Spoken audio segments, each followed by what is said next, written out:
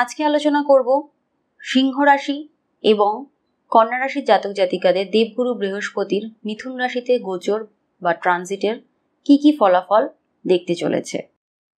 সিংহ রাশির জাতক জাতিকাদের ক্ষেত্রে যেহেতু সিংহ রাশির একাদশ ভাবের ওপর দেবগুরু বৃহস্পতির অবস্থান হবে, তার ফলে সিংহ রাশির জাতক জাতিকাদের কেরিয়ার, অর্থনৈতিক দিক, বিবাহ, হেলথ এই সমস্ত বিষয়গুলিতে কি কি প্রভাব পড়তে চলেছে সেটা যেমন জানবো, সঙ্গে জানতে পারবো কন্যা রাশির জাতক জাতিকাদের যেহেতু কন্যা রাশি সাপেক্ষে দেবগুরু বৃহস্পতির অবস্থান রাশির দশম ভাবের ওপর হবে, তাই কন্যা রাশির জাতক জাতিকাদের কর্ম, অর্থনৈতিক দিক, স্বাস্থ্য, বিদ্যা, বিবাহ এবং সন্তান এই সমস্ত বিষয়গুলোর ওপর কি কি প্রভাব পড়তে চলেছে সেই নিয়েই আজকের আলোচনা।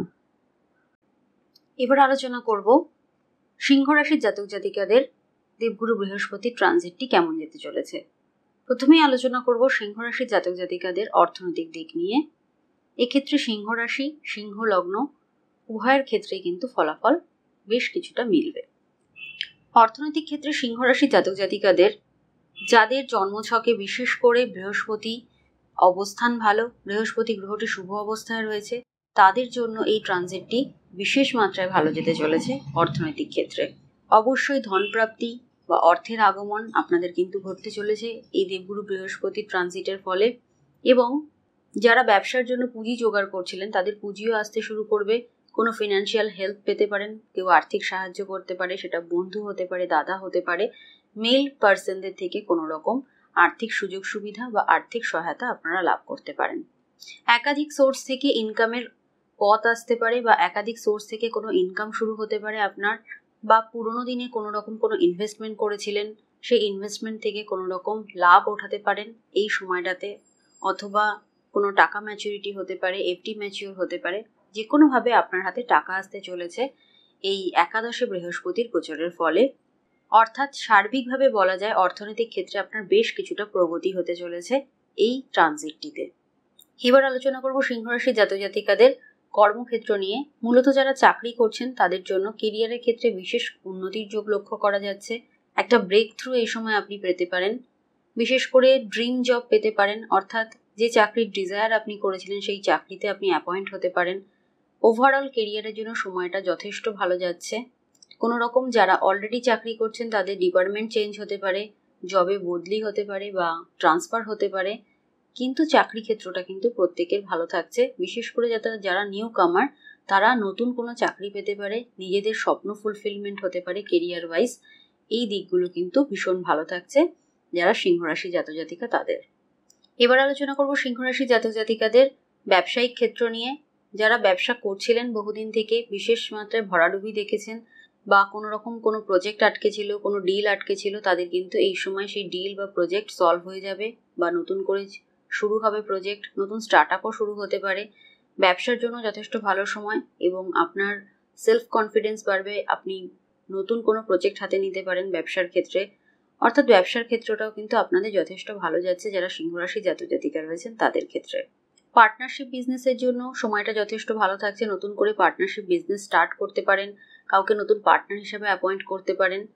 এছাড়াও যারা কম্পিউটার রিলেটেড কোনো বিজনেসের সাথে যুক্ত, এক্সপোর্ট ইম্পোর্ট বিজনেস রয়েছে যাদের, ট্রাভেল অ্যান্ড ট্যুর এই সমস্ত বিজনেস রয়েছে, সোশ্যাল ওয়ার্কার রয়েছেন যারা, বা যারা এনজিও চালান, তাদের জন্য সময়টা কিন্তু যথেষ্ট ভালো থাকছে। রিয়েল এস্টেটের ব্যবসা যারা করেন তাদের জন্য সময়টা ভালো আসতে চলেছে।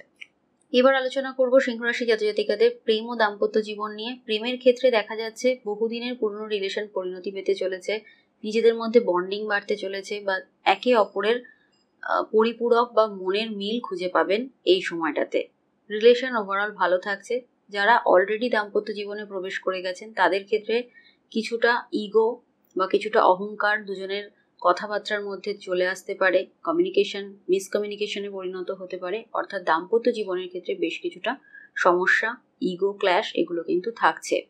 বিবাহের ক্ষেত্রে বিশেষ একটা ঘটনা এই সময় ঘটতে চলেছে। যারা বহুদিন থেকে বিয়ের জন্য অপেক্ষা করছিলেন, সিংহ রাশি জাতক জাতিকা, অনেকটা বয়স হয়ে গেছে, এজ হয়ে গেছে, বিলম্ব হয়ে গেছে, তাদেরও কিন্তু এই সময় বিয়ের যোগাযোগ আসবে বা বিয়েটা সংগঠিত হবে।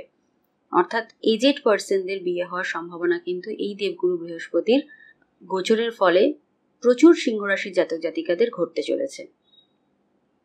প্রচুর সিংহ রাশির জাতক জাতিকাদের এই সময় সন্তান কনসিভ বা সন্তান প্রাপ্তির যোগ থাকছে, বা যারা অলরেডি সন্তান সুখ পেয়েছেন তাদের হয়তো সন্তানরা অসুস্থ ছিল, সেখান থেকে রিলিফ পাচ্ছেন, সন্তান সুস্থ থাকছে বা সন্তানের কোনো রকম উন্নতি, আয়ুর উন্নতি এগুলো হওয়ার সম্ভাবনা কিন্তু থাকছে।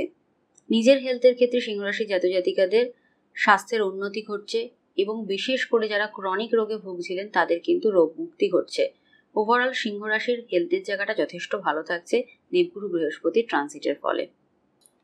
এবার আলোচনা করব কন্যা রাশির জাতক জাতিকাদের এই ট্রানজিটটি অর্থাৎ বৃহস্পতির গোচরটি কেমন যেতে চলেছে। সেক্ষেত্রে কন্যা রাশির জাতক জাতিকা এবং কন্যা লগ্নের যারা জাতক জাতিকা আছে উভয়ের ক্ষেত্রেই ফলাফলগুলি মিলবে। কন্যা রাশির ক্ষেত্রে বৃহস্পতি গোচর করবেন দশম ভাবের ওপর থেকে, মিথুন রাশির ওপর থেকে। এক্ষেত্রে কন্যা রাশির জাতক জাতিকাদের প্রথমেই জেনে নেব অর্থনৈতিক দিক কেমন হতে চলেছে। উত্তরাধিকার সূত্রে কোনো রকম অর্থপ্রাপ্তি বা উত্তরাধিকার সূত্রে কোনো রকম অ্যাসেট প্রাপ্তির যোগ কিন্তু কন্যা রাশির জাতক জাতিকাদের এই সময়তে আসতে চলেছে। বিশেষ করে যারা বয়স্ক কন্যা রাশির লোকজন আছে তাদের ক্ষেত্রে দেখা যাবে প্রপার্টি সংক্রান্ত বিষয় বিশেষ মাত্রায় গেইন হয়েছে বা বিশেষ মাত্রায় কোনো লাভবান হয়েছেন দেখা যাবে। এছাড়া ওভারঅল কন্যা রাশির জাতক জাতিকাদের ব্যাংক ব্যালেন্স বাড়তে চলেছে, অর্থনৈতিক সমৃদ্ধি আসতে চলেছে বা কর্মক্ষেত্রে বা অর্থনৈতিক ক্ষেত্রে একটা স্টেবিলিটি কিন্তু আপনারা লক্ষ্য করতে পারবেন দেবগুরু বৃহস্পতির ট্রানজিটের ফলে।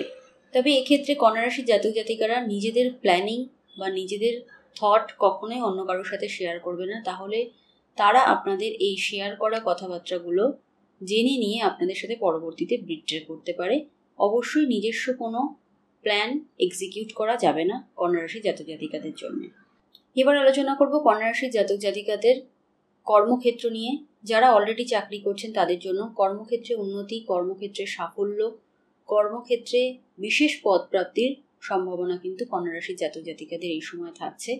কর্মক্ষেত্রে একটা নতুন দিশা পেতে চলেছে, কিংবা বলা যেতে পারে আপনি সঠিক পথের দিকে এগিয়ে যাবেন কর্মক্ষেত্রে।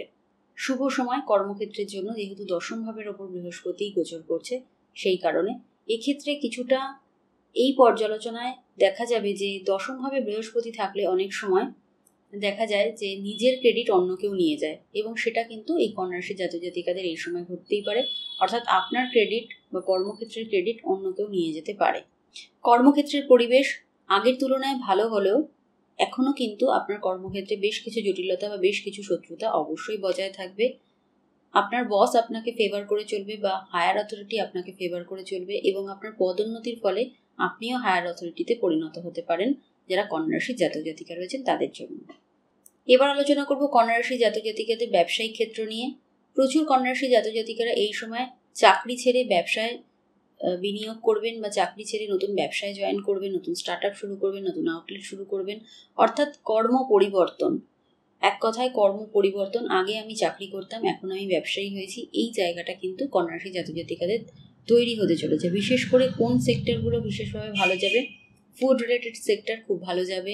অ্যাস্ট্রোলজি করেন যারা, যারা অ্যাডভাইসমূলক কোনো কাজের সঙ্গে যুক্ত রয়েছেন তাদের সেক্টরগুলো ভালো যাবে। ব্যাংকিং সেক্টর ভালো যাবে, বা কোনো টাকা পয়সা লেনদেনের কাজ যারা করেন, যারা সুদে টাকা খাটান তাদের জন্য সময় ভালো যাবে। যারা শেয়ার মার্কেটে টাকা ইনভেস্টমেন্ট করেন তাদের জন্য সময়টা যথেষ্ট ভালো যেতে চলেছে যারা কন্যা রাশির জাতক জাতিকা রয়েছেন। এবার আসবো কন্যা রাশির জাতক জাতিকাদের প্রেম ও দাম্পত্য জীবন নিয়ে। প্রেমের ক্ষেত্রে দেখা যাবে দীর্ঘদিনের রিলেশন নষ্ট হয়ে যেতে পারে বা দীর্ঘদিনের কোনো সম্পর্ক ভেঙে যেতে পারে। অর্থাৎ প্রেমের ক্ষেত্রটা কিন্তু কন্যা রাশির জাতক জাতিকাদের এই সময়টা একদমই ভালো থাকছে না। বিশেষ করে বাড়ির পরিবারের লোকজনদের অমত বা বাড়ির পরিবারের লোকজনরা আপনার প্রেম নিয়ে বাধা বিপত্তি সৃষ্টি করতে পারে। ওভারঅল প্রেমের জায়গাটা কিন্তু কন্যা রাশির জাতক জাতিকাদের একদমই ভালো থাকছে না। বিবাহের ক্ষেত্রে দেখা যাবে যে এই বছরটাতে বিবাহের জন্য খুব একটা শুভ সময় কন্যা রাশির নয়। বিবাহের ক্ষেত্রে পরের বছর বা যখন গোচরে বৃহস্পতি দেব আপনাদের কর্কট রাশিতে আসবে তখন কিছুটা সময়, অর্থাৎ অক্টোবর, নভেম্বর, ডিসেম্বর, এই সময়টা খুব একটা শুভ হলেও ওভারঅল গোটা বছরটা কিন্তু এই দেবগুরু বৃহস্পতির ট্রানজিট আপনাদের বিবাহের জন্য খুব একটা শুভ নয়। যারা অলরেডি দাম্পত্য জীবনে প্রবেশ করে গেছেন তাদের রিলেশন কিছুটা ডিস্টার্ব চলবে। ওভারঅল অক্টোবরের পর গিয়ে, অক্টোবর, নভেম্বর, ডিসেম্বরে গিয়ে আপনাদের রিলেশনটাও কিছুটা ঠিক হবে, দুজনের মধ্যে বন্ডিং ঠিক হবে। তার আগে পর্যন্ত কিন্তু দুজনের মধ্যে কোনো সমস্যা, মনের অমিল বা অশান্তি, ঝুটঝঞ্ঝাট এগুলো কিন্তু চলতেই থাকবে রিলেশনের ক্ষেত্রেও। অক্টোবরের পর সন্তান প্রাপ্তি বা সন্তান সুখ আপনারা পেতে চলেছেন, যারা সন্তানের জন্য চেষ্টা করছেন, এবং যাদের অলরেডি সন্তান আছে তাদের ক্ষেত্রেও দেখবেন অক্টোবরের পর সন্তানের কোনো রকম উন্নতি বা স্বাস্থ্যের উন্নতি ঘটতে চলেছে।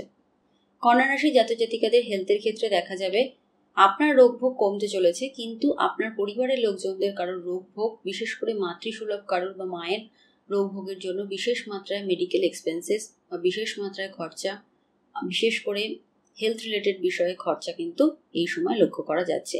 আপনি সুস্থ থাকছেন, আপনার পরিবারের লোকজন বা বিশেষ করে মায়ের ক্ষেত্রে কিন্তু বিশেষ মাত্রায় একটা শারীরিক সমস্যা বা মেডিকেল এক্সপেন্সেস লক্ষ্য করা যাচ্ছে।